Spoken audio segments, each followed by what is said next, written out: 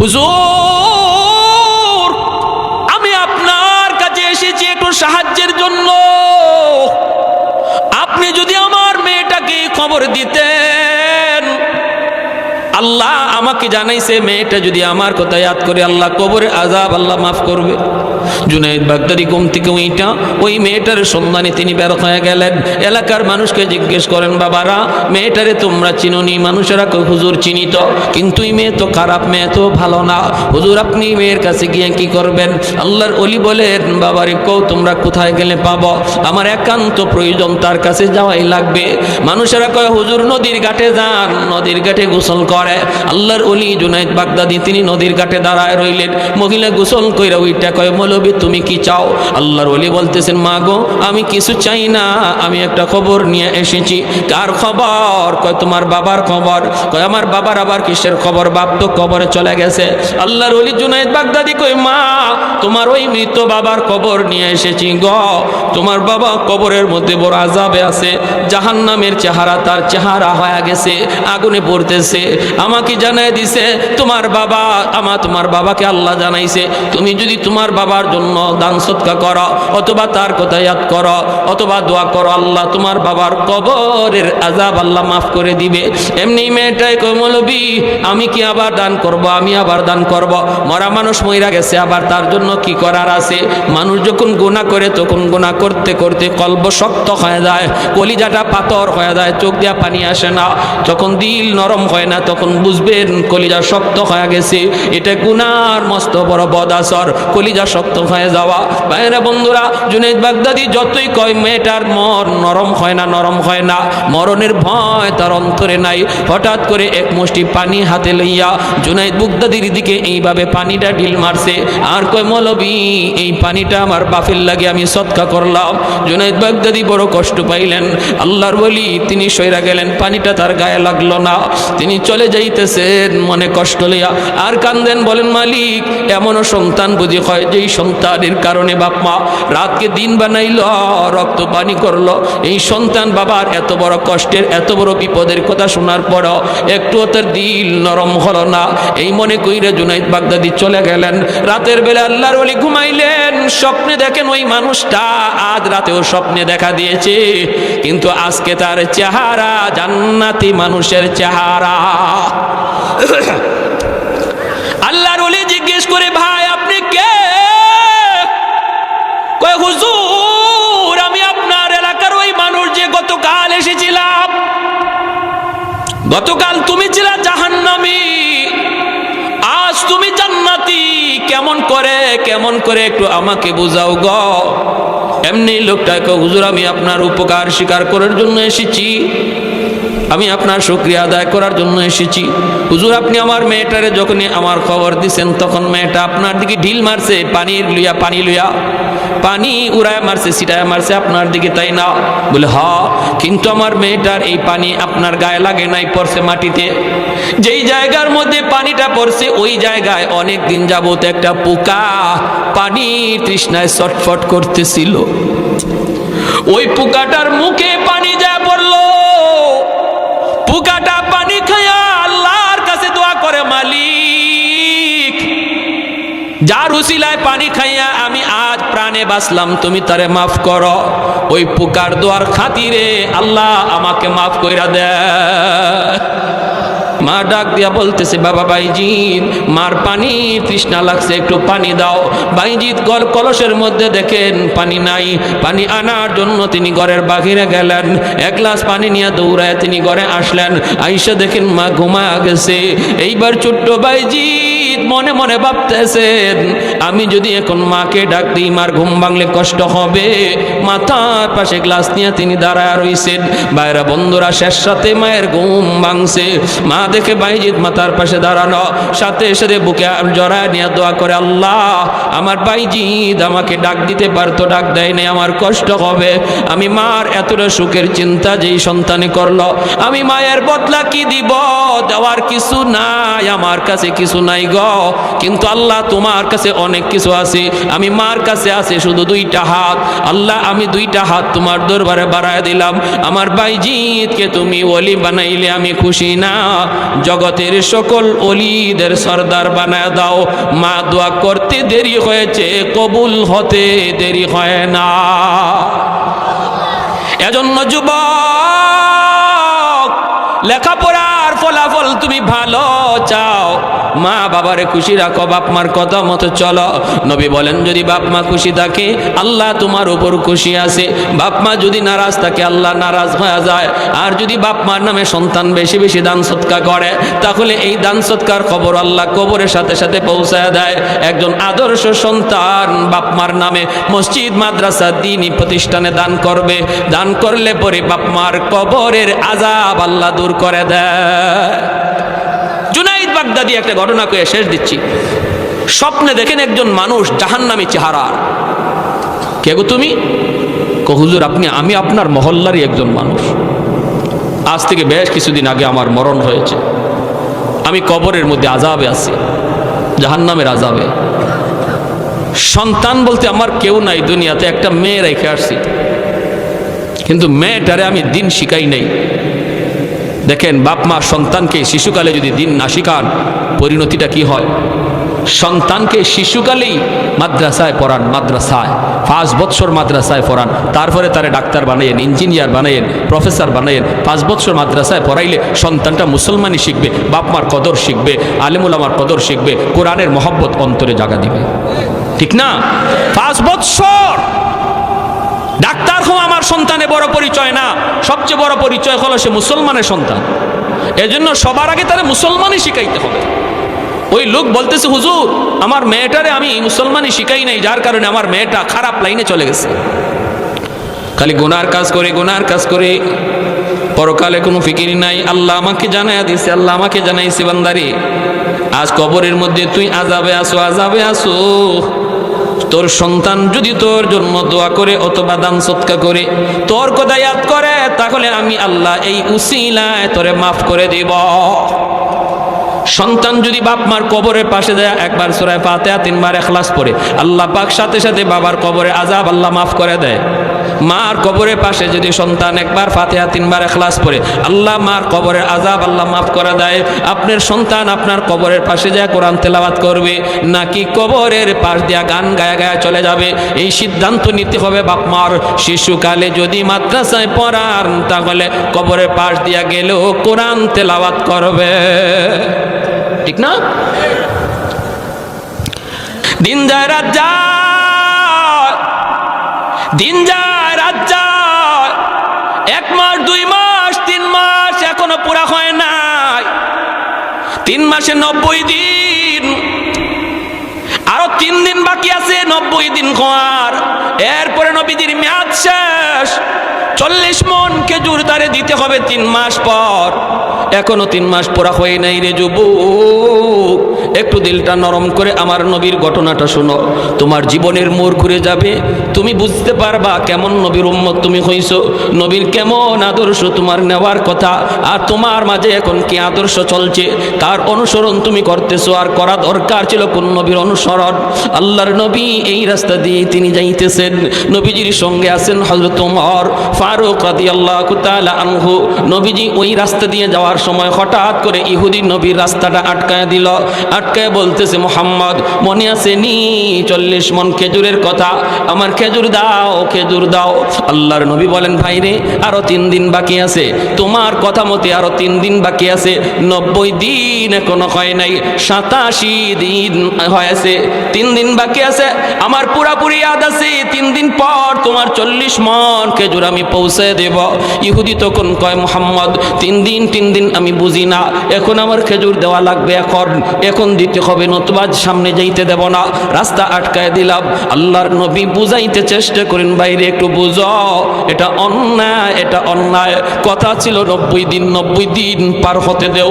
সে বলে আমি বুঝি না, এত কথা বুঝি না, এত কথা বুঝি না, সামনে তোমাকে যাইতে দেব না, বইলাই মায়ার নবীর কলারের মধ্যে ধরে ফেলেছে। নাউজুবিল্লাহ, জোরে বলুন তো সে ন্যায় করতেছে না অন্যায় করতেছে? খারাপ, ভালো না খারাপ আচরণ। কিন্তু আমার নবী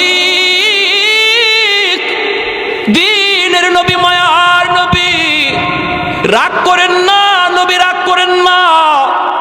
এত খারাপ আচরণ মায়ার নবীর সাথে করলো, এরপরও নবী তারে বুঝান।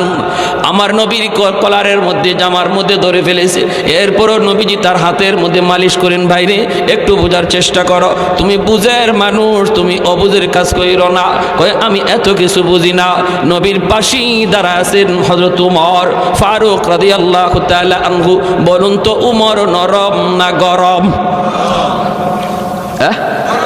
খালি গরম নাকি বেশি গরম? যারে ইবলিসে দেখলেও আরেক রাস্তায় ভাগে, ঠিক না? ওমরের হাতের তলোয়ার সব সময় খোলা থাকতো, খোলা।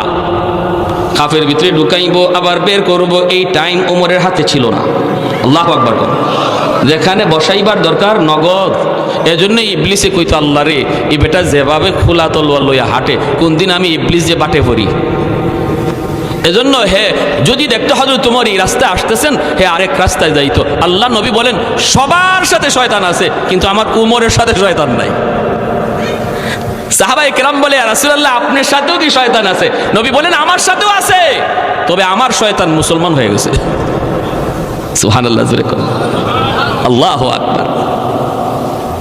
এক লোক মদ বেচবো বাজারও, কলস ভরে মদ নিয়ে যাইতেছে, আর যায় আর মনে মনে আল্লাহ আল্লাহ তুমি আমার আজরাইলের সামনে ফেলাই দিও, তো উমরের সামনে ফেলাইও না। কিন্তু যেখানে বাঘের ভয়, এখানে আসেনি আপনাদের এলাকায়, ওইটা আসেনি এই কথা, যেখানে বাঘের ভয় এখানেই বলে রাইতে হয়। যে উমরের ডরে যাইতেছে, হঠাৎ করে দেখে ওই উমরে আসতেছে, কলিজা পর্যন্ত কাইপে উঠছে।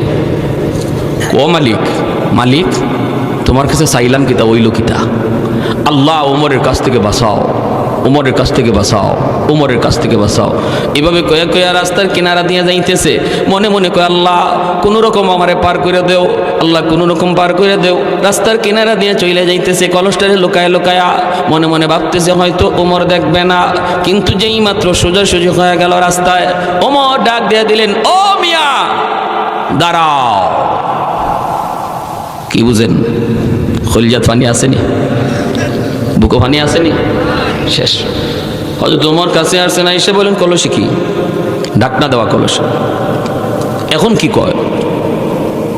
যদি কই কলসে মদ, উমরের হাতের তলোয়ার কিন্তু খোলা, তলোয়ার। যদি কয় মদ, তাহলে এখানেই কবর। বাঁচার জন্য কয় কলসের ভিতরে দুধ। কি কয়? মনে মনে ভাবতেছে হয়তো দুধ খাওয়ার পরে উমরে বলবে ঠিক আছে চলে যাও, কিন্তু না গো, এমন হয় নাই। উমরে কয় দুধ না অন্য কিছু দেখতে হবে, ঢাকনা সরাও। যেই মাত্র কইছে ঢাকনা সরাও, ঢাকনার দিকে যখন হাত বাড়ায়, হাতে কাঁপতেছে, বডিতে কাঁপতেছে, আর কালিমা পড়তেছে, আর কই এখানে জীবনের শেষ কথা যেন কালেমা হয়। মনে মনে কয় আল্লাহ বহুত বড় অন্যায় করে ফেলেছি গো মাবুদ, তোমার কাছে চাওয়ার তো কোনো কিছু কমতি নাই। আল্লাহ আমি বহুত বড় অন্যায় করে ফেলেছি, জীবনের জন্য আমি তওবা করলাম, আমি আর জীবনে মদের ব্যবসা করব না। আল্লাহ তুমি আজকের মতো আমাকে বাঁচাও। দিলে দিলে শুধু কান্না করে করে আল্লাহর কাছে তওবা করেছে, আল্লাহ তার দিলের কান্না আল্লাহ কবুল করে ফেলেছে। যেই মাত্র দিলে দিলে তওবা করেছে রে আল্লাহর গোলাম, তওবা করার জন্য মুফতি সাহেবের কাছে যাইতে হয় না, অপরাধ থেকে ফিরে আসার জন্য চেয়ারম্যানের কাছে যাওয়া লাগে না রে আল্লাহর গোলাম। আল্লাহর নবী বলে আত্তাইবু মিনাজ যামবি কামান লা যামবালা, তুমি অন্যায় করেছো, অন্যায়ের কথা কাউকে বলা লাগবে না, কারো কাছে গিয়ে বললে তোমার তওবা করা লাগবে না, মুখে মুখে বলতে হবে না, পয়সা করেও খরচ করা লাগবে না, শুধু দিলের ভিতরে তুমি কও আল্লাহ ভুল করে ফেলেছি, অন্যায় করে ফেলেছি গো মালিক। এই অন্যায়ের খবর কেউ জানে না, জানো শুধু তুমি। আল্লাহ তুমি যেমন গোপন কইরা রাখছো, কিয়ামতের ময়দানও এই দোষটা গোপন কইরা রাখো। আল্লাহ আল্লাহ আমি আর জীবনে এই অন্যায় করব না। আল্লাহ পাক তার দিলের কথা শুই না তার তওবাকে আল্লাহ কবুল করে নেয়। এখানে আপনারা যারা আসছেন আপনারা কে কোন অপরাধে জড়িত, আমি কোন গুনার মধ্যে জড়িত কেউ জানে না, জানেন আল্লাহ। এই জায়গায় বসে যদি মনে মনে তওবা করে ফেলি, আল্লাহ গো আল্লাহ আমার এই অপরাধ কেউ জানে না, জানো তো তুমি। আল্লাহ এই জায়গায় বসে আমি তওবা করলাম, আর জীবনে আমি এই অন্যায় করবো না, এই অন্যায় পথে যাইবো না। আল্লাহ পাক তোমার দিলের কথাটা আল্লাহ পাক শুনতেছেন, কারণ আল্লাহ আলিমুম বিযাতিস সুদূর। রব্বুল আলামিন বসার আগে তুমি ছিলা গুনাহগার, দিলে দিলে তওবা করার পরেই তুমি হয়ে যাবা আল্লাহর ওলি। তওবাকারীর নাম আল্লাহর তালিকায় ওলির কাতায় লেখা হয়, ওলির কাতায় লেখা হয়। অতএব এখানে আমরা যারা বসলাম এই মুহূর্তে যদি গুনাহ থেকে সরার নিয়ত আমরা এখন করি, তাহলে নিয়ত করার সাথে সাথে আল্লাহ পিছনের সব গুনাহ মাফ কইরা ওলির খাতায় আমাদের সবার নাম লিখে দিবে। কারা কারা এই নিয়তটা করতে পারি একটু হাত উঠে আল্লাহকে দেখান। সবাই সবাই সবাই আল্লাহ তুমি প্রতিটা হাতকে কবুল করো। আল্লাহ জানি না আমরা কে কোন গুনাহে জড়িত, কিন্তু আল্লাহ তুমি তো জানো। আল্লাহ আমরা সবাই স্বীকার করলাম আমরা আর এই গুনাহ করবো না, আল্লাহ তুমি মাফ করো। আমিন কোন সবাই আমিন।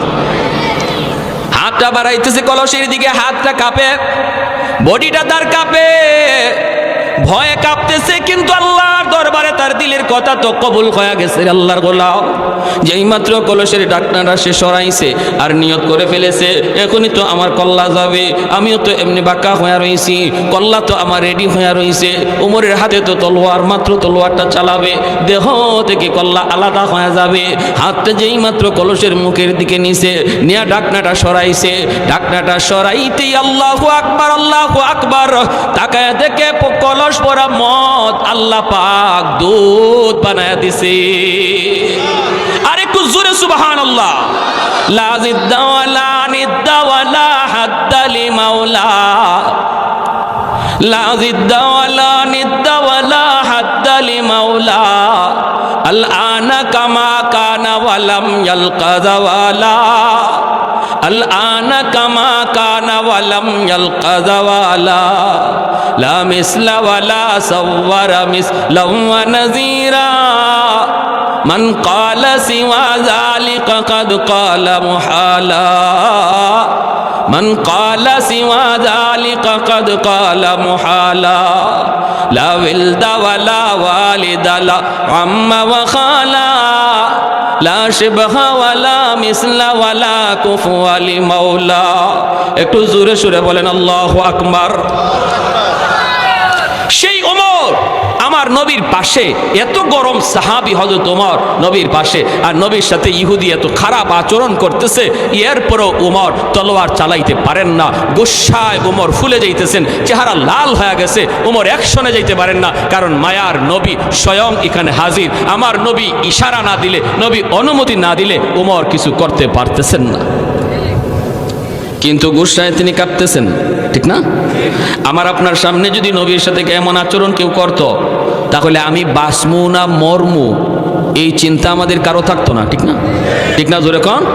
এখন তো নামাজ কাজা হইতে পারে, কিন্তু নবীরে আমার সামনে বেইজ্জত করবে আর আমি সায়া সায়া দেখমু, এটা কোনোদিন নবীর উম্মতের কাজ হতে পারে না, ঠিক কি না? আমার আপনার চেয়ে 1000 গুণ ইশক ভালোবাসা ওমরের অন্তরে, সেই ওমরের অবস্থাটা কেমন হইতেছে এখন বুঝেন। চেহারা লাল হয়ে গেল, চোখগুলা বড় বড় হয়ে গেল, কিরিমিরি খাইতেছেন, কিন্তু নবীর দিকে বারবার তাকাইতেছেন। নবী কোন রকম একটু ইশারা দেননি, বলে এ বেটা উমর তুই এখনো তাকায় তাকায় দেখস, ওরে সাইজ কর, এরকম খালি ইশারাটা নবী দেন কিনা। আর নবীর ইশারা ছাড়া যদি কিছু করেন তাহলে তো নবীর কাছে অন্যায় হতে পারে। ওমর চুপচাপ দাঁড়ায় রয়েছেন আর ফুলতেছেন। যেই মাত্র নবীর কলারেও ধরে ফেলেছে, আল্লাহ নবী হযরত ওমরের দিকে তাকাইছেন, তাকায় দেখেন ওমরের চোখগুলা লাল হয়ে গেছে, চেহারাটা লাল হয়ে রয়েছে। হবেই তো, হবেই তো, হবে না কেন? মায়ার নবী তখন বলেন, ওমর, ধমক দেওয়ার কথা ইহুদিকে আমার রহমতের নবী বলতেছেন, ওমর চোখ নিচের দিকে নামাও, গোসা থামাও, সে পাওনাদার, দুই কথা বলতেই পারে, তোমার আমার রাগ করা উচিত নয়। আরো আসতে এখন সুবহানাল্লাহ। চিনে যান নবীকে, কোন নবীর উম্মত আমি আপনি, একটু নবীর আদর্শটা শুনে যান। আর আমি আপনি হইলে কি কইতাম, এই তুই এরে এখনো জমিনের উপরে রাখছো, হ্যাঁ পাশে যে থাকতো বডিগার্ড, এরে কইতাম তুই এরে এখনো জমিনের উপরে রাখছো, এরে তাড়াতাড়ি জমিনে নিচে শোয়াই দে, ঠিক না? কিন্তু আল্লাহর নবী ধমক দেওয়ার কথা ইহুদিরে, ধমকটা দিলেন নবীর সাহাবীরে, ওমর চোখ নিচের দিকে নামাও, সে পাওনাদার, পাওনাদার দুই কথা বলতেই পারে, এই হজম তোমার রাখতে হবে, যেরকম সুবহানাল্লাহ। তাহলে আমরাও বুঝলাম পাওনাদার দুই কথা বলে যদি এটা হজম করা নবীর সুন্নত, ঠিক না? আর আমাদের সমাজে তো এখন উল্টা, আমাদের সমাজে এখন কেউ যদি কাউরে খরচ দেয় আর এই পাওনা টাকা চাইতে যায়, হে আরো উল্টা বেইজ্জত হয়। সমাজ উল্টে গেছি। আজকে খরচ নাই কেন সমাজে? কারণ খরচ টাকা দেওয়ার পরে এই টাকা তুলা আর সম্ভব মনে হয় আপনাদের নরসিংদীতে নাই, নাকি আছে? হ্যাঁ, সুদের লেনদেন বাড়ছে কেন? মানুষ খরচ দেওয়া বন্ধ করে দিছে ভয় পাইয়া। হায় রে, বিপদে পড়ে খরচ নিল, এই খরচের টাকা তুলতে গিয়ে আমার স্যান্ডেল ক্ষয় হয়। ময়মনসিংহ এক জায়গায় বয়ান করলাম, এক লোক হুজুর একটা কথা কইছেন, হুজুর আমার কাছ থেকে 5,000 টাকা নিছিল, খাওয়ানে বইসি বলতেছে 5,000 টাকা নিছিল, এই 5,000 টাকা আজকে 5 বছর হে আমারে দেয় না, আমি গরিব মানুষ, আজকে অভাবে পড়ছি, যতবার চাইলেই হয় আমি কি মরে গেছি? চাইলে কি করে জানেন, আমি কি মরে গেছি? তোমার টাকা লইয়া কি আমি মরে গেছি? দিমু তো বললাম। তখন আমি কইলাম, ভাই তুই কোন দিন মরবে এটা কো, যেদিন মরবে মরার আগের দিন আমি মরার আগে আইতাম না। পারবো কেউ এরকম গ্যারান্টি দিত? যেরকম গ্যারান্টি দিতে পারবে? বলে ভাই তুই আমি আগামী মাসে মরমু, তুই ওই 30 তারিখের আগে 29 তারিখ আইস, এই কথা বলার কোনো সুযোগ আছে? তো এই কথা বলার সুযোগ নাই। বলতেছে হুজুর একদিন তারা বাজারে পাইলাম চা খাইতেছে বন্ধু বান্ধব লইয়া, তো আমি বললাম ভাই দেখ ভাই তুই বিপদে পড়ছিলে, আমি তোরে সাহায্য করছি ভাই, আজকে আমি বড় বিপদে ভাই, তুই আস্তে আস্তে হইলে টাকাটা দিয়ে দেস না ভাই, আমি খুব বাচ্চা কাচ্চা নিয়ে কষ্টে আছি। কই এই কথা কেন কইলাম? বাজারে হে আমার উপরে এমন পিক আপ লইছে, হয় মিয়া যেখানে মন চায়, যে জায়গায় মন চায় এই জায়গায় খালি টাকা চাও, তুমি আমার পাইছো কি? আমি কি তোমার মতো তো বেজ্জত নাকি? ওই দেখেন কি জাতি, আমি কি তোমার মতো নাকি বেজ্জত? তুমি যেখানে মন চাই এখানে টাকা চাও। তখন ওই সাথী যারা আসছিল দুস্থ, এরাও তো চা খায়, একদলের হেরা খাওয়া, ঠিকই তো কইছে। এই মিয়া তুমি পাওনার টাকা পাও, টাকা বাড়িতে গিয়ে চাইবা, যেদিকে যেখানে পাইবা তার ওখানেই টাকা চাইবা, কি পাইছো তুমি? মগের মূল্য পাইছো নাকি? চরম অন্যায় করছো তুমি, টাকা চাইয়া চরম অন্যায় করছো। হয়তো ভাই অন্যায় করছো, এখন কি করা লাগবে? হয় আমাদের সকলের 4 বিল তুমি দিয়া যাইবা জরিমানা। পাওনার টাকা চাইতে গিয়ে আমার 250 টাকা জরিমানা, কি ভাই? আর এজন্য মানুষ হাতে টাকা থাকলেও হয় নাই, ঠিক না? টাকা থাকলেও কয় নাই, আর সুদকুররা তো কাঁচা টাকা লইয়া বই রয়েছে, আমার দ্বারা আও গিট্টো লাগাইয়া সারমো। এজন্য সমাজে সুদের ব্যবসা গরম, কারণ সমাজে করজ দেওয়া বন্ধ হয়ে গেছে, আর করজ বন্ধ হওয়ার পিছনে তাই আমরা নিজেরা। টাইম মতো যদি দিয়া দিতাম, আরেকবার বিপদে পড়লে চাইলে পাইতাম, আরেকবার চাইলে পাইতাম, এটা বন্ধ হয়ে যেতেছে। যে যারা টাকা করজ দেয় মনে হয় যেন একবারই দিয়ে দিছে, এই টাকা চাওয়ার আর কোনো সুযোগই থাকে না। আমার কাছে এরকম কয়েকজনে চাইছে, আমি বুঝি তো। চাওয়ার পরে আমি বললাম ভাই তুই আমার কাছে 5,000 টাকা চাইছো, খরচা লাগতো না ভাই, আমি তোরে 2,000 টাকা এমনি দিয়ে দিলাইলাম, জাগি ভাই আমার খরচ লাগবো না। কিন্তু দেখেন করজে কত বড় সওয়াব ছিল। আল্লাহ নবী বলে দান করলে যেই সওয়াব, করজে 18 গুণ বেশি সওয়াব। একজন মানুষকে দান করলে যেই সওয়াব, একজন মানুষকে করজ দিলে এর চেয়ে 18 গুণ বেশি সওয়াব। নবীকে জিজ্ঞেস করা হয়েছিল ইয়া রাসূলুল্লাহ করজে এত বেশি সওয়াব কেন? নবী বলে এর বেশি সওয়াব কারণ হলো যে মানুষটা করজ চায় সে সমাজে সম্মানী মানুষ, হে হাত পাততে পারে না, সে ভিক্ষা করতে পারে না, সে বিপদে পইরা সম্মানী মানুষটা তোমার কাছে করজ চাইছে, ওই সম্মানী মানুষের সম্মান যে তুমি রাখছো এজন্য আল্লাহ তোমাকে 18 গুণ বেশি সওয়াব দেয়।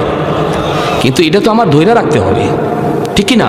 টাইম মতো সময় মতো দিয়া দিতে হবে। এই জন্য আমরা যারা এখানে আসছি একটু আল্লাহর দোহাই, যদি কেউ কারো কাছে করজ আইনা থাকি, আল্লাহর দোহাই যদি নাও পারেন অন্তত তার সাথে যোগাযোগটা রাখেন, বলে ভাই এই মাসে পারছি না ভাই, সামনে মাসে তোরে দিয়ে দিব, ভাই এই টাইম মতো পারছি না ভাই, আগামী মাসে দিয়ে দিব, এতটুকু কইরেন। নতুবা আজকে সুদের ব্যবসা গরম হওয়ার জন্য আপনি দায়ী, ঠিক কিনা জোরে খান? আপনি আমি দায়ী সুদের ব্যবসা গরম হওয়ার জন্য। মনে কষ্ট পাইতেছেন আপনারা ভাই? মানে কিছু কথা বলে ফেলতেছি আমি, আনুষঙ্গিক কথা যেগুলা আসলে সব জায়গায় বলি না, কিন্তু আপনাদের আগ্রহ দেখে একটু বলতে আমার ইচ্ছে হইতেছে। তবে কেউ কারো উপরে নিয়েন না, আমি কাউকে টার্গেট করি। আপনাদের এলাকা আমি একদম নতুন, আমি কেমনে জানবো কে কি করেন না করেন? আমি গড়ে কইতেছি, যদি উফরে ফইরা যায় আল্লাহর দোহাই আমার উপরে রাগ করেন না, এটা শরীয়তের কথা। তবে আপনার কাছে অনুরোধ থাকবে আমরা এর থেকে বের হয়ে আসবো ইনশাআল্লাহ। আল্লাহর নবী বলতেছেন উমর চোখটা নিচের দিকে নামাও, আর তার দিকে গরম করা যাবে না, সে পাওনাদার। দুই কথা বলতেই পারি রে ওমর, এ ওমর আসো আমার কাছে আসো। নবীজি কাছে ডাইকে আনলেন, আইনে নবী কানে কানে বলতেছেন, ওমর যাও এখনই তারে খেজুর দিয়ে আসো, 40 মণ খেজুর তারে এখনই দিয়ে দাও। আল্লাহর নবীকে ওমর বলেন, নবী গো 3 দিন তো এখনো বাকি আছে। নবী বলেন, ওমর রে সে তো মানতে রাজি না, অতএব তার সাথে আর বাড়াবাড়ি করে লাভ নাই, খারাপ আচরণ করে লাভ নাই, এখনই তারে দিয়ে দাও। আর ওমর একটু শোনো শোনো, তারে যখন 40 মণ খেজুর তুমি দিবা, আরো 10 খেজুর তারে বেশি দিয়া দিও। হযরত ওমর বলতেছে, মায়ার নবী গো, ওগো রহমতের নবী, ওগো দরদি নবী, কেমন করে আপনি হজম করলেন? আল্লাহু আকবার। ওগো দরদি নবী, কেমন করে আপনি আচরণটা হজম করলেন গো নবী? আপনাকে আল্লাহ কেমন ভাবে বানাইছে গো, আল্লাহ কেমন ভাবে আপনারে বানাইছে। এজন্য আল্লাহ বলেছে, বন্ধু তুমি জগতের জন্য রহমত, তুমি জগতের জন্য রহমত। হযরত ওমর বলতেছে, নবী গো 10 বেশি কেতারে কেন দিব? এত খারাপ আচরণ করলো, এরপরে আবার বেশি দিব কেন? মায়ার নবী তখন বলে, ওমর রে তুমি যে তার দিকে রাগ করে তাকাইছো, এর জরিমানা হলো 10। कौनैन मुख्तार खुदा तुमको बनाया, कौनैन मुख्तार खुदा तुमको बनाया, उम्मत का निगाहबान खुदा तुमको बनाया, उम्मत का निगाहबान खुदा तुमको बनाया। मौला मेरा आका मेरा रहमत की नबी है, ताजदार मदीना के तुम्हारे अरबी है, ताजदार मदीना के तुम्हारे अरबी है। अशजार ने देते हैं नबूवत के शहादात, तशकीक कमर में है तो अंगुल की इशारात, तशकीक कमर में है तो अंगुल की इशारात। एक जोरे सुरे बोलें अल्लाहु अकबर। হযরত ওমর কথা আর বাড়ালেন না, সাথে সাথে হযরত ওমর লোকটারে ডাক দিলেন, মিয়া আসো, তুমি তোমার খেজুরগুলি নিয়ে যাও। হযরত ওমর লোকটারে নিয়ে তিনি বাইতুল মালে হাজির হয়ে গেলেন। 40 মণ খেজুর তারে দিয়া দিলেন। আবার যখন 10 খেজুর তারে বেশি দিতে চান, লোকটা তখন ডাক দিয়া বলতেছে, ওমর রে আমি পাই হলো 40 মণ, আবার 10 তুমি কেন বেশি দিতেছ? হযরত ওমরের এমনিই তো মিজাজ খারাপ, এমনিই তো মাথা গরম হয়ে রইছে, আবার প্রশ্ন যখন করে বেশি কেন দিতে চাও? হযরত ওমরের রাগ আবার বেড়ে গেল। আবার তিনি হজম করলেন আর বলতেছেন, কথা বাড়াইও না, যা দেই লইয়া তুমি সোজা চইলা যাও, আমারে আর তুমি গরম কইরো না। কেন 10 বেশি দিলাম প্রশ্ন কইরা আমার গুসা বাড়ায়ও না, বাড়ায়ও না। ইহুদি তখন ডাক দিয়ে কইর, ওমর আমি নিব না, 10 আমি বেশি নিব না, যতক্ষণ পর্যন্ত এর কারণ না জানছি। হযরত ওমর চোখের পানিটা বসেন আর বলে, আজকে আমার মায়ার নবীর সাথে তুমি যে আচরণটা করেছো, রহমতের নবীর সাথে যে আচরণ তুমি করেছো, যেই নবীকে আল্লাহ গোটা জাহানের জন্য রহমত বানায় পাঠাইছে, যেই নবী না আসলে তোমার মতো এই জাহান্নামের কীট আল্লাহ দুনিয়া পাঠাইতো না, আমার ওই মায়ার নবীর সাথে আজকে যে আচরণ তুমি করলা, তাও আমি ওমরের সামনে। আমি ওমরের চিনি? বলে চিনি তো, ভালো করে চিনি। আমার সামনে আজকে যে আচরণ তুমি করছো নবীর সাথে, যদি আজকে এখানে আমার নবী না থাকতেন, তাহলে এই মুহূর্তে তোমার ঠিকানা হতো মাটির নিচে। এটা বুঝো? বুঝি, কিন্তু এরপরও আমি ওমর গুসাটারে হজম করলাম। আমি জানি আজ আমি ওমরের কত কষ্ট হয়েছে আমার গুসাটারে হজম করতে, এরপরও হজম করা লাগছে, কারণ রহমতের নবী এখানে স্বয়ং হাজির। এরপরও নবী তোমাকে ধমক দিলেন না, ধমকটা দিলেন আমাকে, কানে কানে আমাকে বলেছেন, ওমর রে তারে 10 বেশি দিয়া দিও। আমি নবীকে জিজ্ঞেস করেছিলাম, নবী গো 10 কেন? আমার রহমতের নবী বলেছেন, আমি যে তোমার দিকে রাগ করেছি, চোখ লাল করেছি, এর জরিমানা হলো 10। সাথে সাথে ইহুদি কান্না শুরু করে দিল। ইহুদি কান্না করে আর কই, ওমর আমি খেজুর নিতে আসি নাই, আমি মায়ার নবীর ধৈর্য পরীক্ষা করতে এসেছি।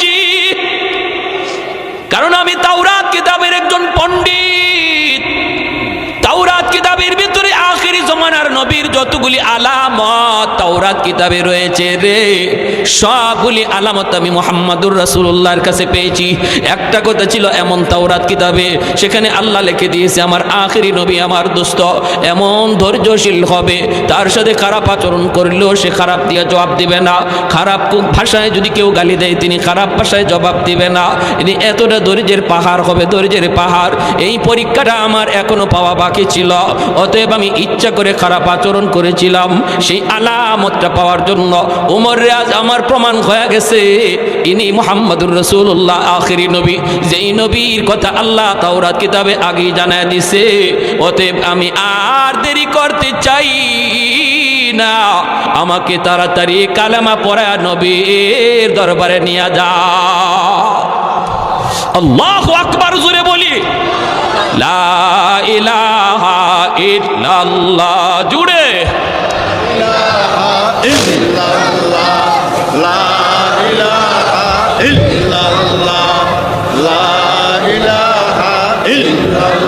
জুড়ে লা ইলাহা ইল্লাল্লাহ,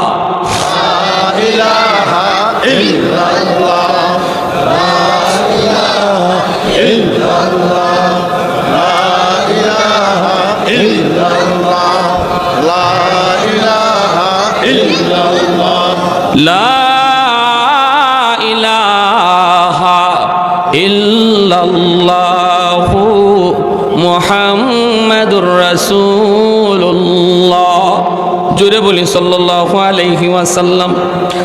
আমার নবীর এই আখলাকটার নামই হলো খুলুকে আযীম, যেই আখলাকের কথা আল্লাহ পবিত্র কোরআনে বলেছেন সূরাতুল কলম। আল্লাহ বলেন ওয়া ইন্নাকা লাআলা খুলুকিন আযীম, বন্ধু আমি তোমাকে পৃথিবীর শ্রেষ্ঠ আখলাক দান করেছি। আমাদের নবীর আখলাকের চেয়ে উত্তম আখলাক পৃথিবীর আর কারো ছিল না। এই আখলাকটার নাম হলো খুলুকে আযীম, খুলুকে। এজন্য আব্দুল্লাহ ইবনে মুবারক উনি ওনার মুরিদকে বলতেছে, বাবা পাশের ঘরটাই ছিল একজন কামারের ঘর, ওই কামার সে তো জান্নাতে আমার চেয়ে অনেক উঁচু মাকাম পাওয়া গেছে, অনেক উঁচু মাকাম পাওয়া গেছে। এই কথা বলতেই দেখা যায় চলে গেলেন তার বিবির কাছে। বিবিকে জিজ্ঞেস করলেন, বিবি কয় আমার স্বামী যখন কামারের কাম করতেন, দোকানে যতক্ষণ তিনি কাম করতেন ততক্ষণ অন্তরে আল্লাহর ভয় থাকত, আজান হলে পরে সে মসজিদে যাইত, দোকানের কাম তারা মসজিদ থেকে দূরে রাখতে পারতো না। আমার অত্র এলাকার ব্যবসায়ী ভাইরা, আপনারাও যদি এই কথা মনে করেন আমার ব্যবসা ব্যবসার জায়গায়, কিন্তু আমার আল্লাহর হুকুম ব্যবসার চেয়ে বড়, ঠিক না? নামাজ বড় না দোকানদারি বড়? আওয়াজ আসতে কেন, জোরে কোন। নামাজ বড় না দোকানদারি বড়? যদি কেউ মনে করেন নামাজ বড় আমার দোকানদারি বড় নয়, মুয়াজ্জিন সাহেব মসজিদ থেকে এই এলানটাই দেয় আল্লাহু আকবার, আল্লাহু আকবার। এই এলান মুয়াজ্জিন সাহেব দেয় না, মূলত এই ঘোষণাটা আল্লাহ নিজে দেয়, এ বান্দা আমি আল্লাহ বড়, আমি আল্লাহ বড়। তোমার দুনিয়াদারি ছোট, হাতের কাম ছোট, পায়ের কাম ছোট, ব্রেইনের কাম ছোট, ঘরের কাম ছোট, সব কিছু তোমার ছোট, আমি আল্লাহ বড়, আমি আল্লাহ বড়। এই কথাটা যেই মানুষের অন্তরে থাকবে, এই মানুষটা কখনো আজান শোনার পরও দুনিয়ার কামে থাকতে পারে না, আজান হওয়ার পরেও সে দোকানদারি করতে পারে না। যদি মানুষ আজান শোনার পরও দোকানদারি করে, দুনিয়ার কাজে লিপ্ত থাকে, যদিও মুখে বলল আল্লাহ বড়, কিন্তু তার কাজে প্রমাণ করলো না না মুয়াজ্জিন তুমি যে বলতেছো আল্লাহ বড়, না না আমার কামটা বড়, এজন্যই তো আমি তোমার ডাকে সাড়া না দিয়া কামে ব্যস্ত। কাজে প্রমাণ করে তুমি বলতেছো কাজ বড়, আল্লাহ বড় নয়। ভাইরে এমন না, এমন না, কাজটা তো কোনি বন্ধ। সাহাবায়ে কেরামের জীবনের দিকে যদি তাকান, একজন কুড়াল নিয়ে এভাবে উঠাইছেন, মাত্র তিনি কাঠটা পারবেন, আর একটা কোপ দিলে পরে কাঠটা আলাদা হয়ে যায়, লাকড়িটা হয়ে যায়। কিন্তু আজান হওয়া মাত্রই তিনি কোড়ালটা সামনের দিকে আনেন নাই, পিছনের দিকে কোড়ালটা ফালাইয়া দিছেন। মহিলারা এমন ছিল গো মা, নবীর যুগের মহিলারা এমন ছিল, সুই সুতা নিয়ে তারা কাজ করতেছেন, শিলা সেলাইয়ের কাজ, সেলাই করতে করতে আর একটা গাই দিলে পরেই সেলাইটা কমপ্লিট হয়ে যায়। সুইটা উঠাইছেন, মাত্র ঢুকাইবেন, ওই অবস্থায় আজান কানের মধ্যে আসছে। নবীর যুগের মহিলারা সাথে সাথে সুই সুতা রেখে দিছেন, একটা গাই দিলে পরেই কাজটা শেষ হয়ে যাইতো। এতটুকু তারা করার সাহস পান নাই, কারণ তারা বুঝতেন আজানে কি বলা হইতেছে। আজানে ঘোষণা দেওয়া হইতেছে আল্লাহ বড়। ওই অবস্থায় যদি আমি দুনিয়ার কামটা করি তাহলে প্রমাণ হবে দুনিয়ার কাম বড়। আল্লাহর বান্দি কয় আমার স্বামী ইনি ও যখন কামারের কাম করতেন হাতুড়ি উপরে উঠাইছেন, আর একটা আঘাত দিলে পরে লোহার কাম তার শেষ হয়ে যাইতো। কিন্তু আজান কানে আসছে, সাথে সাথে হাতুড়ি পিছনেই ফালাইয়া দিচ্ছেন। আল্লাহু আকবার, জোরে কোন, আর একটু জোরে কোন আল্লাহু আকবার।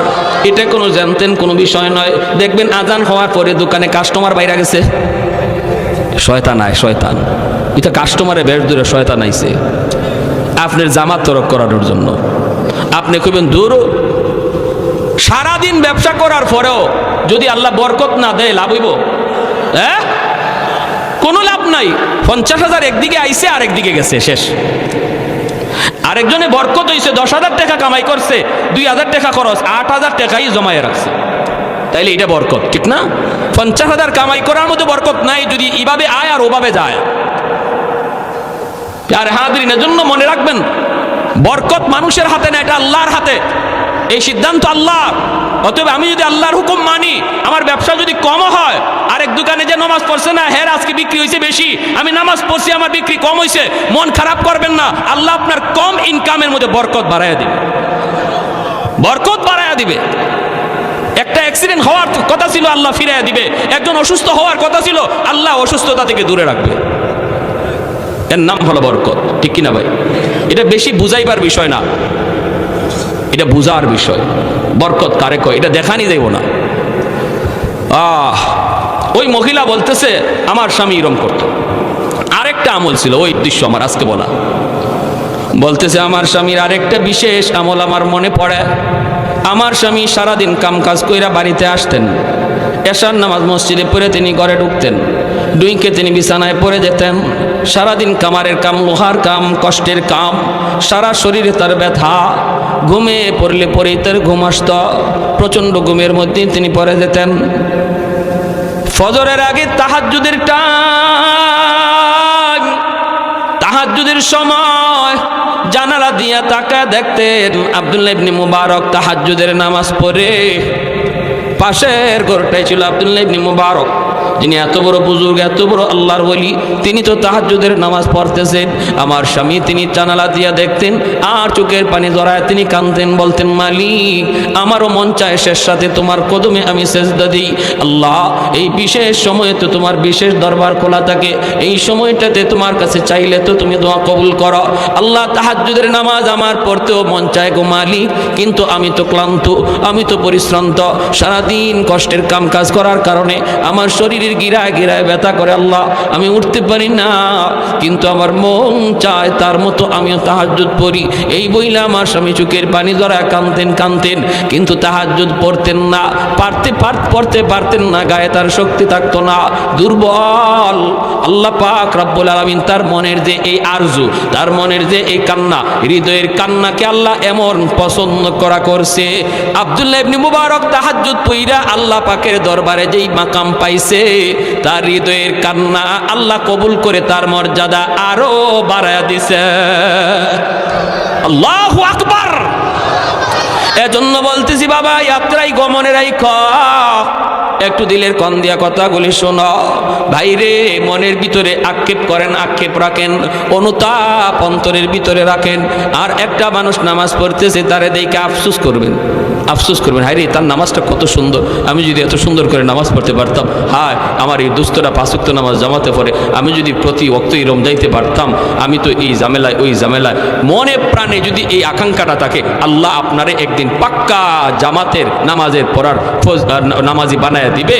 আর এই বানানোর আগেও যদি আল্লাহ আপনাকে লয়া জায়গা মরণ হয়ে যায়, অন্তরের কান্নার কারণে আল্লাহ আপনার এই সওয়াব দিয়া হাসরের মাঠে উঠাবে। তাহলে দিলের ভিতরে কান্না করার দরকার আছে না নাই? আর একটু জোরে আছে না নাই? দিনের নবী মায়ের নবী সাহাবায়ে কেরামদেরকে নিয়ে তিনি জিরানা নামক জায়গায় বসা রে গোশত বন্টন করতেছেন মায়ার নবী। হঠাৎ করে নবী দেখেন একজন বৃদ্ধা মহিলা নবীজির দিকে লাঠি বর দিয়া নবীর দিকে আসতেছে। আল্লাহর নবী রহমতের নবী মহিলাকে দেখা মাত্রই নবী দৌড় শুরু করে দিলেন। আল্লাহু আকবার জোরে বলেন। সাহাবায়ে কেরাম নবীর পিছনে পিছনে যাইতেছেন। অসুবিধা হইতেছে আপনাদের ভাই? আর কিছু চলবে? আর কিছু সময় হ্যাঁ থাকবেন সবাই? কষ্ট হইতেছে? আলহামদুলিল্লাহ, সকালে জাযাকুমুল্লাহ, খুব খুশি হইলাম আলহামদুলিল্লাহ। সময় বসা ছিলেন আলহামদুলিল্লাহ, ফি আমানিল্লাহ, ফি আমানিল্লাহ। ব্যস্ত মানুষের পর যে সময় দিয়েছেন শুকরিয়া। আমরা দোয়া করি আল্লাহ পাক দেশ দশ ও ইসলামের খাদেম বানান, সবাই বলি আমিন। আমার ভাইরা, জিরানা নামক জায়গায় নবীজি বসা, ওই অবস্থায় একজন মহিলা, বৃদ্ধা মহিলা লাঠিতে বর দিয়া কোমর বাঁকা হয়ে গেছে, নবীজির দিকে আসতেছে। আল্লাহর নবী রহমতের নবী মহিলাকে দেখা মাত্রই নবীজি তিনি দৌড় শুরু করে দিলেন, দৌড়। অথচ মায়ার নবী কারো সম্মানে নবী উঠতে হয় না, কারো সম্মানে নবী দৌড়াইতে হয় না, কারণ এই দুনিয়ায় নবীর চেয়ে সম্মান কেউ, জোরে কন আমার নবীর চেয়ে সম্মান কেউ আছে? হ্যাঁ, এজন্য মায়ার নবী কারো সম্মানে নবী দৌড়াইতে হয় না, আগাইতে হয় না, দাঁড়াইতে হয় না। আল্লাহ নবী দৌড় শুরু করে দিলেন। সাহাবায়ে কেরাম নবীজির পিছনে পিছনে দৌড়াইতেছেন রে। হঠাৎ করে নবী মহিলার পাশে যেয়ে বলতেছেন, মা গো, ও মা, তুমি কষ্ট করে নবীর দরবারে কেন এসেছো? কেন আমাকে তুমি খবর দিলা না? আমাকে খবর দিলে আমি তো তোমার দরবারে হাজির হয়ে যাইতাম, তুমি কেন কষ্ট করে এসেছ? এই বলে মায়ার নবী, দয়ার নবী তার গায়ে নবুয়তি চাদর, এই চাদর কারা নবী মাটিতে বিছায়া দিলেন। আমার নবীর নবুয়তি চাদরের দাম আছে না নাই? দুনিয়ার সমস্ত সম্পদ যদি এক পাল্লায় রেখে দেওয়া হয়, আমার নবীর গায়ের চাদর যদি এক পাল্লায় রাখা হয়, চাদরের ওজন কম হবে না বেশি? আরো জোরে, কম হবে না বেশি? ভাইরা বন্ধুরা, জন্ম বলতেছিলাম রে ভাই, নবীর গায়ের নবুয়তি চাদর নবীজি বিছায়া দিয়া বলতেছেন, মা গো, ও মা, তুমি নবীর নবুয়তি চাদরে বসো, এই চাদরে তুমি বসে যাও, কষ্ট করে এসেছ। মহিলা বসতে চাইলেন জুতা ছাড়া। মায়ার নবী বলেন, মা গো, জুতা ছাড়া নয়, তোমার জুতার ধুলিতে নবীর নবুয়তি চাদর ধন্য হবে। কে সেই মহিলা? কার এত দাম? ও আমার এই এলাকার মা বোনেরা, একটু মনোযোগ দিয়ে শুনো। মা গো, তোমাদের দাম অনেক বেশি, অনেক সম্মানী তোমরা গো। তোমরা নবীদের মা, তোমরা অলিদের মা, তোমরা নবীদের মা, তোমরা অলি আল্লাহদের মা।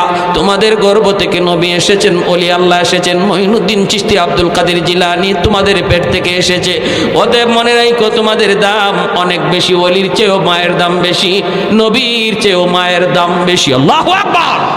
এর জন্যই মায়ার নবী তিনি বলেন, মা গো, তুমি নবুয়তি চাদরে জুতা সহ বসে যাও। আল্লাহর নবী কথায় তিনি বসে গেলেন। সাহাবায়ে কেরাম চিনেন না মহিলাকে, সাহাবায়ে কেরাম কোনোদিন তারা দেখেন নাই। আল্লাহর নবীকে সাহাবীরা প্রশ্ন করেন, মায়ার নবী গো, এই মহিলাকে কি তার পরিচয়? নবীজি তখন বলেন, সাহাবীরা রে, তোমরা তো নবীর মাকে দেখো নাই, আমি নবীর মা তো শিশুকালেই বিদায় নিছেন, জন্মের আগেই নবীর বাবা দুনিয়া থেকে বিদায় নিছেন। তোমরা তো জানো তোমাদের নবীর একজন দুধ মা আছে রে, এই দুধ মার নাম তোমরা জানো নি? সাহাবীরা কয়, নবী গো, আপনার দুধ মার নাম হালিমা সাদিয়া। আল্লাহর নবী চুকির পানি মুছেন আর বলেন, সাহাবীরা রে, শুধু নবীর দুধ মার নাম শুনেছ, কোনোদিন তোমরা দেখো নাই। আজকে ভালো করে দেখে না, আজকে ভালো করে দেখে না, নবীর নবুয়তির চাদরে যিনি বসছে গো, ইনি আর কেউ নন, ইনি হলেন নবীর দুধ মা, যার নাম হলো হালিমা সাদিয়া। আল্লাহ নবী বুঝাইলেন উম্মতের দল, একজন দুধ মার সেবা, দুধ মার ইজ্জত সম্মান যদি আমি নবী এইভাবে করলাম, তোমরা তোমাদের আপন মারে কেমন সেবা করবা? আমি নবী যদি আমার মাকে পাইতাম কেমন সেবা করতাম। এজন্যই মায়ের নবী, রহমতের নবী বলে, উম্মতের দল মনে রাখো, রেদার রব্বি ফি রেদাল ওয়ালিদাইন ওয়া সাখাতুর রব্বি ফি সাখাতিল ওয়ালিদাইন। যেই সন্তানের উপরে তার বাপ মা রাজি থাকে, আল্লাহ তার উপর রাজি থাকে। যেই সন্তানের উপরে বাপ মা নারাজ থাকে, আল্লাহ তার উপর নারাজ হয়ে যায়। অতএব বাপ মারে খুশি করলে আল্লাহরে খুশি করা যায়। বাপ মা যদি নারাজ হয়ে রে যুবক, আল্লাহ তোমার উপরে নারাজ। যেই সন্তানের উপরে বাপ মা রাজি, এক নাম্বার দুনিয়ার ফায়দা হলো আল্লাহ তার হায়াতের ভিতরে বরকত বাড়ায় দেয়। অ্যাক্সিডেন্ট কথা ছিল তার হওয়ার, কপালে ছিল অ্যাক্সিডেন্ট, আল্লাহ মার দোয়া বাবার দোয়া থাকলে অ্যাক্সিডেন্ট থেকে আল্লাহ বাঁচায়। টাটা মাথার মধ্যে পড়ার কথা ছিল, বাপ মার দোয়া থাকলে আল্লাহ কাইটা দেয়। যে কোনো বিপদ হায়াতের ভিতরে আল্লাহ তোমার বরকত বাড়ায় দেয়। বাপ মার দোয়া যদি থাকে আল্লাহ বিপদ দূর করে দেয়, হায়াতে বরকত আল্লাহ বাড়ায় দেয়। 2 নম্বর হলো, যদি তোমার বাপ মা তোমার উপর খুশি থাকে রে গোলাপ, আল্লাহ তোমার রিজিকের ভিতরে বরকত বাড়ায় দিবে। বাপ মার দোয়া যদি তোমার থাকে, ছোট্ট দোকানদারি করলো বরকত বেশি হবে, ছোট্ট চাকুরি করলো আল্লাহ বরকত বাড়ায় দিবে, রিজিকের ভিতরে আল্লাহ বরকত বাড়ায় দিবে। 3 নম্বর ফায়দা হলো, তাফসীরের কিতাবের মধ্যে লিখেন, তোমার সন্তানকে আল্লাহ মানুষের মতো মানুষ বানাবে। তোমার সন্তানকে মানুষের মতো মানুষ বানাবে। যেই সন্তানগুলি লেখাপড়া করে, ওরা যদি লেখাপড়া করা অবস্থায় বাপ মারে মাইনা চলে, বাপ মার কথা মতো চলে, বাপ মারে কষ্ট না দেয়, আল্লাহ তার লেখাপড়ার ভিতরে বরকত বাড়ায় দেয়। ভাইরা বন্ধুরা, এজন্যই তো বাইজিদ বুস্তামি রহমাতুল্লাহি আলাইহি পরীক্ষা দিবেন আগামীকাল। সারা রাত তিনি পড়ালেখা করতেছেন। ভাইরা, গভীর রাতে মা ডাক দিয়া কয়, 10 বছরের বালক বাইজিদ, মা ডাক দিয়া বলতেছে, বাবা বাইজিদ, মার পানির তৃষ্ণা লাগছে, একটু পানি দাও। বাইজিদ কলসের মধ্যে দেখেন পানি নাই। পানি আনার জন্য তিনি ঘরের বাহিরে গেলেন। 1 গ্লাস পানি নিয়ে দৌড়ায় তিনি ঘরে আসলেন। আইসা দেখেন মা ঘুমায় গেছে। এইবার ছোট্ট বাইজিদ মনে মনে ভাবতেছেন, আমি যদি এখন মাকে ডাক দিই, মার ঘুম ভাঙলে কষ্ট হবে। মাথার পাশে গ্লাস নিয়ে তিনি দাঁড়ায় রইছেন। ভাইরা বন্ধুরা, শেষ সাথে মায়ের ঘুম ভাঙছে। মা দেখে বাইজিদ মাথার পাশে দাঁড়ানো, সাথে সাথে বুকে জড়ায় নিয়ে দোয়া করে, আল্লাহ আমার বাইজিদ আমাকে ডাক দিতে পারতো, ডাক দেয় নাই, আমার কষ্ট হবে। আমি মার এতটা সুখের চিন্তা যেই সন্তানে করলো, আমি মায়ের বদলা কি দিব? দেওয়ার কিছু নাই, আমার কাছে কিছু নাই গো। কিন্তু আল্লাহ তোমার কাছে অনেক কিছু আছে। আমি মার কাছে আছে শুধু 2টা হাত। আল্লাহ, আমি 2টা হাত তোমার দরবারে বাড়ায় দিলাম। আমার বাইজিদকে তুমি ওলি বানাইলে আমি খুশি না, জগতের সকল ওলিদের সর্দার বানায় দাও।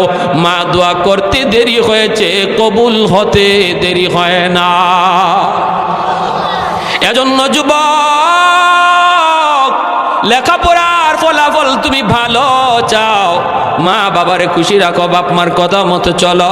নবী বলেন, যদি বাপ মা খুশি থাকে আল্লাহ তোমার উপর খুশি আছে। বাপ মা যদি নারাজ থাকে আল্লাহ নারাজ হয়ে যায়। আর যদি বাপ মার নামে সন্তান বেশি বেশি দান সৎকার করে, তাহলে এই দান সৎকার খবর আল্লাহ কবরের সাথে সাথে পৌঁছায় দেয়। একজন আদর্শ সন্তান বাপ মার নামে মসজিদ, মাদ্রাসা, দ্বীনি প্রতিষ্ঠানে দান করবে। দান করলে পরে বাপ মার কবরের আযাব আল্লাহ দূর করে দেয়। জুনাইদ বাগদাদি একটা ঘটনা কয়ে শেষ দিচ্ছি। স্বপ্নে দেখেন একজন মানুষ জাহান্নামী চেহারা। কে গো তুমি? কো হুজুর, আমি আপনার মহল্লারই একজন মানুষ। আজ থেকে বেশ কিছুদিন আগে আমার মরণ হয়েছে। আমি কবরের মধ্যে আযাবে আছি, জাহান্নামের আযাবে। সন্তান বলতে আমার কেউ নাই দুনিয়াতে, একটা মেয়ে রেখে আসছি, কিন্তু মেয়েটারে আমি দিন শিখাই নাই। দেখেন, বাপ মা সন্তানকে শিশুকালে যদি দিন না শিখান, পরিণতিটা কি হয়? সন্তানকে শিশুকালেই মাদ্রাসায় পড়ান, মাদ্রাসায় 5 বছর মাদ্রাসায় পড়ান, তারপরে তারে ডাক্তার বানাইয়েন, ইঞ্জিনিয়ার বানাইয়েন, প্রফেসর বানাইয়েন। 5 বছর মাদ্রাসায় পড়াইলে সন্তানটা মুসলমানই শিখবে, বাপ মার কদর শিখবে, আলেম উলামার কদর শিখবে, কোরআনের মহব্বত অন্তরে জাগা দিবে। ঠিক না? 5 বছর ডাক্তার হওয়া আমার সন্তানের বড় পরিচয় না, সবচেয়ে বড় পরিচয় হলো সে মুসলমানের সন্তান। এজন্য সবার আগে তারা মুসলমানই শিখাইতে হবে। ওই লোক বলতেছে, হুজুর আমার মেয়েটারে আমি মুসলমানই শিখাই নাই, যার কারণে আমার মেয়েটা খারাপ লাইনে চলে গেছে, খালি গুনার কাজ করে পরকালে কোনো ফিকির নাই। আল্লাহ আমাকে জানাইয়া দিছে, আল্লাহ আমাকে জানাইছে, বান্দারে আজ কবরের মধ্যে তুই আযাবে আসো, আযাবে আসো। তোর সন্তান যদি তোর জন্য দোয়া করে অথবা দান সৎকা করে, তোর কথা ইয়াদ করে, তাহলে আমি আল্লাহ এই উসিলায় তোরে মাফ করে দিব। সন্তান যদি বাপ মার কবরের পাশে দেয়, একবার সূরা ফাতিহা 3 বার ইখলাস পড়ে, আল্লাহ পাক সাথে সাথে বাবার কবরে আযাব আল্লাহ মাফ করে দেয়। মার কবরের পাশে যদি সন্তান একবার ফাতিহা 3 বার ইখলাস পড়ে, আল্লাহ মার কবরের আযাব আল্লাহ মাফ করে দেয়। আপনার সন্তান আপনার কবরের পাশে যায় কোরআন তেলাওয়াত করবে, নাকি কবরের পাশ দিয়া গান গায়া গায়া চলে যাবে, এই সিদ্ধান্ত নিতে হবে বাপ মার। শিশুকালে যদি মাদ্রাসায় পড়ান, তাহলে কবরের পাশ দিয়া গেলেও কোরআন তেলাওয়াত করবে, ঠিক না? হুজুর, আমি আপনার কাছে এসেছি একটু সাহায্যের জন্য। আপনি যদি আমার মেয়েটাকে খবর দিতেন, আল্লাহ আমাকে জানাইছে মেয়েটা যদি আমার কথা ইয়াদ করে, আল্লাহ কবরের আযাব আল্লাহ মাফ করবে। জুনাইদ বাগদাদি ঘুম থেকে ওইটা ওই মেয়েটার সন্ধানে তিনি বের হয়ে গেলেন। এলাকার মানুষকে জিজ্ঞেস করেন, বাবারা মেয়েটারে তোমরা চিনোনি? মানুষেরা কয়, হুজুর চিনি তো, কিন্তু এই মেয়ে তো খারাপ, মেয়ে তো ভালো না। হুজুর আপনি মেয়ের কাছে গিয়ে কি করবেন? আল্লাহর ওলি বলেন, বাবারে কও তোমরা কোথায় গেলে পাবো, আমার একান্ত প্রয়োজন, তার কাছে যাওয়াই লাগবে। মানুষেরা কয়, হুজুর নদীর ঘাটে যান, নদীর ঘাটে গোসল করে। আল্লাহর ওলি জুনাইদ বাগদাদি তিনি নদীর ঘাটে দাঁড়ায় রইলেন। মহিলা গোসল কইরা ওইটা কয়, মৌলবী তুমি কি চাও? আল্লাহর ওলি বলতেছেন, মা গো আমি কিছু চাই না, আমি একটা খবর নিয়ে এসেছি। কার খবর? কয় তোমার বাবার খবর। কয় আমার বাবার আবার কিসের খবর? বাপ তো কবরে চলে গেছে। আল্লাহর ওলি জুনাইদ বাগদাদি কয়, মা তোমার ওই মৃত বাবার খবর নিয়ে এসেছি গো। তোমার বাবা কবরের মধ্যে বড় আযাবে আছে, জাহান্নামের চেহারা তার চেহারা হয়ে গেছে, আগুনে পড়তেছে। আমাকে জানাই দিছে তোমার বাবা, তোমার বাবাকে আল্লাহ জানাইছে, তুমি যদি তোমার বাবার জন্য দান সদকা করো, অথবা তার কথা ইয়াদ করো, অথবা দোয়া করো, আল্লাহ তোমার বাবার কবরের আযাব আল্লাহ মাফ করে দিবে। এমনি মেয়েটাই কয়, মৌলবী আমি কি আবার দান করব? আমি আবার দান করব? মরা মানুষ মইরা গেছে, আবার তার জন্য কি করার আছে?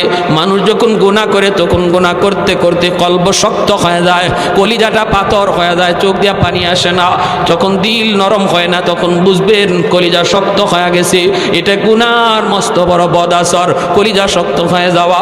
ভাইরা বন্ধুরা, জুনাইদ বাগদাদি যতই কয় মেয়েটার মন নরম হয় না, নরম হয় না, মরণের ভয় তার অন্তরে নাই। হঠাৎ করে এক মুষ্টি পানি হাতে লইয়া জুনাইদ বাগদাদির দিকে এইভাবে পানিটা ঢিল মারছে, আর কয় মৌলবী এই পানিটা আমার বাফির লাগে আমি সদকা করলাম। জুনাইদ বাগদাদি বড় কষ্ট পাইলেন। আল্লাহর ওলি তিনি সইরা গেলেন, পানিটা তার গায়ে লাগলো না, তিনি চলে যাইতেছেন মনে কষ্ট লইয়া, আর কান্দেন, বলেন মালিক এমনও সন্তান বুঝি হয় যেই সন্তানের কারণে বাপ মা রাতকে দিন বানাইল, রক্ত পানি করলো। এই সন্তান বাবার এত বড় কষ্টের, এত বড় বিপদের কথা শোনার পরও একটু তার দিল নরম হলো না। এই মনে কইরা জুনাইদ বাগদাদি চলে গেলেন। রাতের বেলা আল্লাহর ওলি ঘুমাইলেন, স্বপ্নে দেখেন ওই মানুষটা আজ রাতেও স্বপ্নে দেখা দিয়েছে, কিন্তু আজকে তার চেহারা জান্নাতি মানুষের চেহারা। আল্লাহর ওলি জিজ্ঞেস করে, ভাই আপনি কে? কয় হুজুর আমি আপনার এলাকার ওই মানুষ যে গতকাল এসেছিলাম। গতকাল তুমি ছিলা জাহান্নামী, আজ তুমি জান্নাতি, কেমন করে একটু আমাকে বুঝাও গো। এমনি লোকটা কয়, হুজুর আমি আপনার উপকার স্বীকার করার জন্য এসেছি, আমি আপনার শুকরিয়া আদায় করার জন্য এসেছি। হুজুর আপনি আমার মেয়েটারে যখনই আমার খবর দিছেন, তখন মেয়েটা আপনার দিকে ঢিল মারছে, পানি লইয়া পানি উড়ায় মারছে, ছিটায় মারছে আপনার দিকে, তাই না? বলে হ, কিন্তু আমার মেয়েটার এই পানি আপনার গায়ে লাগে নাই, পড়ছে মাটিতে। যেই জায়গার মধ্যে পানিটা পড়ছে ওই জায়গায় অনেক দিন যাবত একটা পোকা পানি তৃষ্ণায় ছটফট করতেছিল। ওই পোকাটার মুখে পানি যায় পড়লো, পোকাটা পানি খায়া আল্লাহর কাছে দোয়া করে, মালিক যার উসিলায় পানি খাইয়া আমি আজ প্রাণে বাঁচলাম, তুমি তারে মাফ করো। ওই পোকার দোয়ার খাতিরে আল্লাহ আমাকে মাফ কইরা দে। এজন্য বলি ভাই, যাদের বাপ মা নাই, বাপ মার খোদা ইয়াদ কইরো, নামাজ পইরা দোয়া পইরো, রব্বির হামহুমা কামা রাব্বায়ানি সগীরা। কবরে পার দিয়ে যাইতেছো রে ভাই, টাইম কম, তবু এই দোয়াটা পড়ে দাও, রব্বির হামহুমা কামা রাব্বায়ানি সগীরা। হাজার হুজুরে রব্বির হামহুমা দোয়া করলো এত লাভ হবে না। সন্তান যখন বাবার কবরের পাশে গিয়ে একবার এই দোয়াটা পড়বে, এটা যত লাভ হবে, যত উপকার হবে। এজন্য ভাই, আজ আসি কাল আমরা কেউ থাকবো না। আজ বাবা চলে গেছে, কাল আমি চলে যাব। আমি যদি আমার বাবার কথা ইয়াদ করি, মায়ের কথা ইয়াদ করি, আগামীকাল আমার সন্তানও আমার কথা ইয়াদ করবে। আর যেখানে যেখানে দান করার সুযোগ আসে, এখানে বাপ মার নামে দান করব। এটা বাপ মার হক, সন্তানের কাছে পাও না, সন্তানের কাছে পাও না। আমরা যদি এটা আদায় করি, আগামীকাল আমার সন্তানও এরকম ওয়াজ মাহফিল বলেন, মসজিদ বলেন, বিভিন্ন জায়গায় এরকম কি করবে, আমাদের কথা ইয়াদ করে দান সৎকা করবে। ঠিক না ভাই? হ্যাঁ, এজন্য সন্তানকে দান করা শিখিয়ে যাও, সন্তানকে এরকম নামাজ পড়া শেখাও, সন্তানকে এরকমভাবে কি করা, হ্যাঁ, সালাম দেওয়া শেখাও। মুরব্বী একজন আসছে, ছোট্ট বাচ্চাটা কাছে আইছে, বাবা ইনি তোমার আব্বুর বন্ধু, ইনি আমার বন্ধু, তোমার চাচা হয়, সালাম দাও, সালাম দাও। বাবা ছেলেকে সালাম করা। এখন আমার মনে আছে, আমি যখন ক্লাস 3-তে পড়ি, স্কুলে পড়ি, আমাদের ঘরে আব্বার এক বন্ধু আসছে, আমি পাশের রুম থেকে দৌড় দিয়ে আব্বার কুলে চলে আসছি। আব্বা আমারে বলতেছে, তুমি সালাম দিলা না? স্কুলে পড়ি তখন, আমি সালাম দিলা না? তখন আমি বলতেছি আসসালামু আলাইকুম। আমার এখনো মনে আছে ক্লাস 3-তে না 4-তে, তখন আব্বা বলতেছে নো। আমার আব্বা একজন জেনারেল শিক্ষিত, সরকারি হেলথ ইন্সপেক্টর, আমাদের অল ফ্যামিলি জেনারেল শিক্ষিত। আমি একাই শুধু আমাদের গোষ্ঠীর মধ্যে মাদ্রাসায়। আমার ইমিডিয়েট ছোটো ভাই, আপন ভাই, আইন মন্ত্রণালয়ের রানিং উপসচিব। এরপরে ছোটো ভাইটা আমেরিকা, নিউ ইয়র্কে, ফ্যামিলি সহ সবাই, চাচারা সবাই ওই লাইনে। আব্বা বলতেছেন কি, যে এখন সালাম দিলে হবে না, তুমি আবার রুম থেকে বের হও, রুম থেকে বের হও। আমার রুম থেকে বের করছেন, বের করে বলছেন যে আবার রুমে ঢোকার সময় সালাম দিয়ে ঢুকো। কি বুঝলেন আপনি?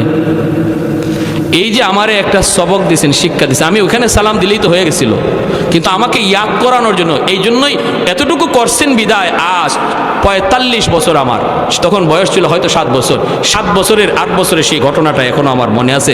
আমার আব্বা সালাম না দেওয়ার কারণে আমার রুম থেকে বের করে দিয়েছিলেন, বের করে বলছিলেন আবার রুমে ঢুকো, সালাম দিয়ে ঢুকো। এই হলো বাপমার শিক্ষা, ঠিক কিনা জোরে কম?